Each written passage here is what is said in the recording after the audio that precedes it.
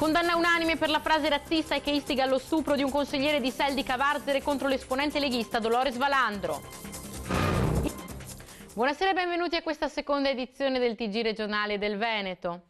È bufera politica su Angelo Romano Garbin, il consigliere SEL del comune di Cavarzere, che sulla sua pagina Facebook ha scritto «Mollate la Valandro con 20 negri», riferendosi alla consigliera leghista già condannata dal Tribunale di Padova per istigazione alla violenza sessuale nei confronti del ministro Kyenge. Sulla vicenda è intervenuta anche il presidente della Camera Boldrini.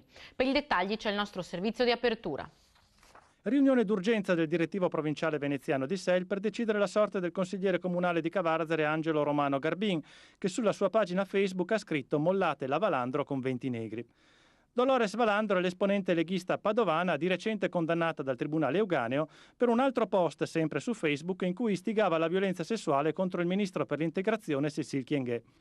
Immediate le reazioni, censura e condanna da parte del Presidente della Camera Laura Boldrini, mentre nel pomeriggio Alessandro Zan, deputato veneto di SEL, aveva chiesto le dimissioni di Garbin, confermando che il partito avrebbe preso provvedimenti durissimi nei suoi confronti.